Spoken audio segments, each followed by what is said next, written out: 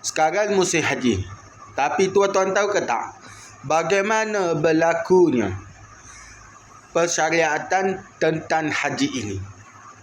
Persyariatan haji ini bermula ketika zaman Nabi Ibrahim AS, di mana kisahnya bermula selepas Allah SWT membina Kaabah.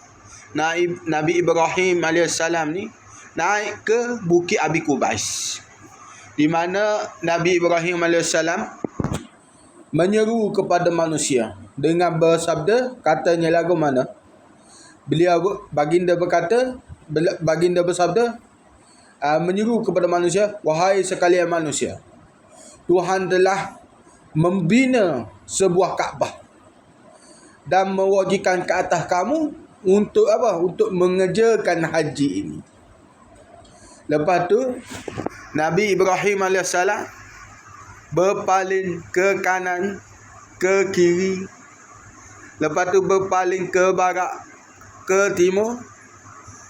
Lepas daripada selesainya berpaling ke barat, ke timur, ke kanan, ke kiri, maka semua manusia menyahut akhir seruan Nabi Ibrahim AS. Menyahut dengan apa? Dengan mana kata apa? Start daripada zaman Nabi Adam, start daripada zaman Nabi Ibrahim AS, hinggalah zaman kita yang berada di sulbi-sulbi itu, mereka menyahut semua seruan akan Nabi Ibrahim AS. Di mana kisah ini telah termaktub di dalam ayat, di dalam Al-Quran, di dalam surah Al-Hajj, di mana Allah SWT berfirman, qala Allah Ta'ala, a'udzu billahi minasyaitonir rajim, wa'adzin fin nasi bil hajji, dan menyeru oleh Nabi Ibrahim fin nasi, pada manusia, bil haji, seruan itu dengan haji, yaitu karijalan, dan datang mereka itu, dan telah datang mereka itu, datang mereka yang menyahut akan seruan Nabi Ibrahim AS ni, rijalan, yaitu karijalan, hal keadaan mereka datang tu rijalan, dengan keadaan berjalan kaki. Wa ala kulli damirin, dan mereka juga datang ala kulli damirin, di atas unta-unta yang kurus, di atas unta-unta yang kurus. Di mana nak mengisyaratkan ala kulli damirin ni, nak mengisyaratkan perjalanan yang dia datang, mereka datang dengan di atas apa ni, unta yang kurus tu, mana kata apa? Perjalanan dia tu terlalu jauh. Datang tu kan apa? Macam mana boleh jadi kurus pada unta tu? Nak kata isyarat perjalanan mereka datang tu jauh. Menyebabkan unta pun yang daripada asalnya gemuk jadi kurus. Tu. Sama ada unta tu, unta lelaki ataupun unta perempuan. Jadi kurus lah kau.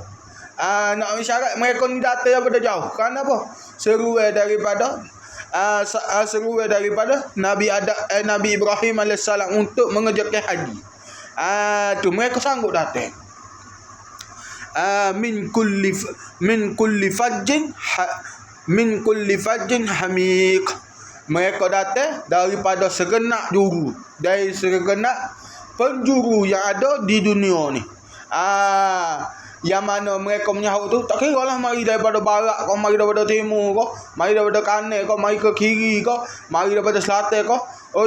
Yang menyahut akan seruan Nabi Ibrahim AS ni, mereka semua akan datang, tak kira mari mana, berkumpul pada bulan haji untuk mengerjakan ibadah haji ini. Tu nak katanya, itulah sejarah bagaimana berlakunya diwajibkan ke atas umat Islam persyariatan haji ini. Tu dia bermula bila? Bermula sejak zaman Nabi Ibrahim AS sehinggalah zaman kita ni. Tu faham ke tak faham? Assalamualaikum.